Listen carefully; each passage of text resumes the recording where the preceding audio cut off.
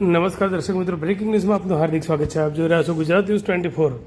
પાટણ નગરપાલિકાના ward number 10માં લાલેશ્વર park પાછળ ભીલમતી મંદિર તરફ જવાના માર્ગ ઉપર નગરપાલિકા તંત્ર દ્વારા ખાનગી માલિકીની જગ્યામાં રોડ બનાવી દેતા મામલો ચર્ચાસ્પદ બન્યો હતો. આ મુદ્દે જમીન માલિકે રોડ પર થાંભલા મારી ફેન્સિંગ કરી માર્ગ બંધ કરી દેતા આ વિસ્તારના લોકો, રાહદારીઓ તેમજ વાહન ચાલકોને ભારે હાલાકીનો સામનો કરવો પડી રહ્યો છે. અલગ અલગ અખબારોમાં આવેલા અહેવાલ અનુસાર નગરપાલિકાના વોર્ડ નંબર 6ના ચૂંટાયેલા નગરસેવકે જમીન માલિક સાથે આ મુદ્દે ચર્ચાઓ કર્યા બાદ જમીન માલિકે જાહેર હિત માટે રસ્તો ખુલ્લો કર્યો હતો. પાટણ નગરપાલિકાની ગંભીર બેદરકારીના આયોજનના અભાવનો કિસ્સો પ્રકાશમાં આવ્યો હતો. પાટણ વોર્ડ નંબર 10માં આવેલા વેછુખાડ વિસ્તાર, લાલેશ્વર પાર્કની પાછળ અને ભીલમતી મંદિરની આગળના ભાગમાં નગરપાલિકા દ્વારા આશરે 12 થી 18 મહિના પહેલા લાખો રૂપિયાના ખર્ચે રીસર્ફેસિંગ રોડ બનાવવામાં આવ્યો હતો. ત્યારે પાલિકા તંત્ર દ્વારા પોતાની માલિકીની જગ્યામાં રોડ બન્યો હોવાનું માલુમ પડતા જીગરભાઈ પટેલ નામના વ્યક્તિ દ્વારા રોડ પર થાંભલા લગાવી તાર ફેન્સિંગ કરી આ માર્ગ બંધ કરી દેતા અહીંથી પસાર થતા રાહદારીઓ, વાહન ચાલકો તેમજ આ વિસ્તારના વસવાટ કરતા લોકોને ભારે હાલાકીનો સામનો કરવો પડ્યો હતો.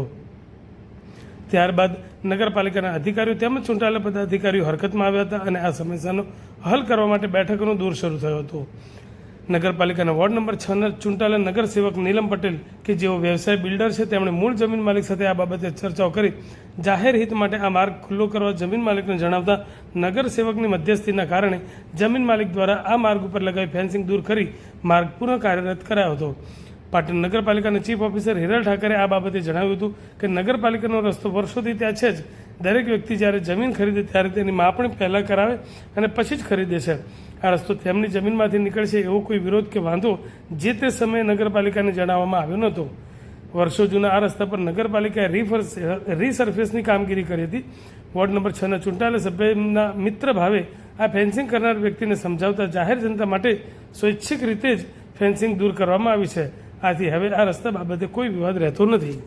પહેલી વાત તો રસ્તો જે છે એ નગરપાલિકાએ વર્ષો જૂનો રસ્તો હતો, એ જ રીસર્ફેસ કર્યો છે, એટલે રસ્તાનો અત્યારે કોઈ વિવાદ જ નથી. અને આ જે રસ્તો છે એ વોર્ડ નંબર 6ના ચૂંટાયેલા સભ્ય છે નીલમ પટેલ, જે વ્યવસાય બિલ્ડર છે, આથી તેમને મિત્ર ભાવે આ જેને ફેન્સિંગ કરી નાખી હતી એ વ્યક્તિને જણાવતા જાહેર જનતા માટે સ્વૈચ્છિક રીતે જ એ જેમને ફેન્સિંગ લગાવી હતી તે બિલ્ડરે દૂર કરેલ છે. તમે કહો છો રસ્તાનો કોઈ વિવાદ નથી, તો માલિકે કેમ ફેન્સિંગ કરી હતી? માલિકે ફેન્સિંગ ઉઠાવી લીધી છે એ મોટી વાત નથી, એટલે એના રસ્તાનો વિવાદ પૂરો થઈ ગયો છે. કેમ ફેન્સિંગ કેમ કરી દે?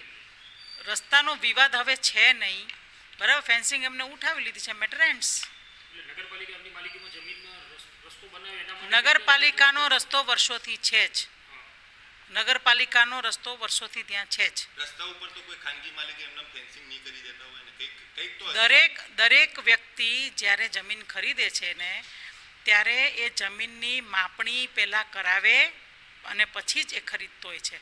એટલે આ રસ્તો એમની જમીનમાંથી નીકળે છે એવો એમને કોઈ વિરોધ કે વાંધો જે તે સમયે નગરપાલિકાને જણાવ્યો નથી.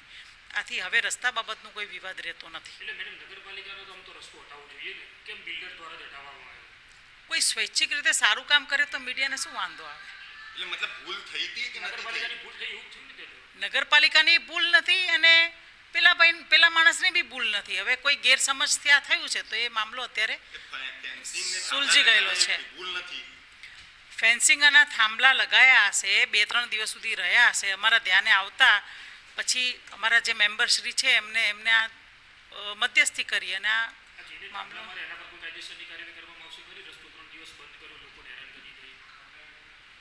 એની કોઈ કાયદેસરની કાર્યવાહી કરવાની જોગવાઈ હશે તો અમે જોઈશું. બાકી આમ અત્યારે તો પ્રાઇમા ફેસી મને લાગતું નથી કે એમની સામે કોઈ કાર્યવાહી થાય. એ તો એ બનાવી દેશે, એમને જાણ કરશું. એમાં પણ અમે નીલમભાઈ છે એમની મધ્યસ્થીનો ઉપયોગ કરશું.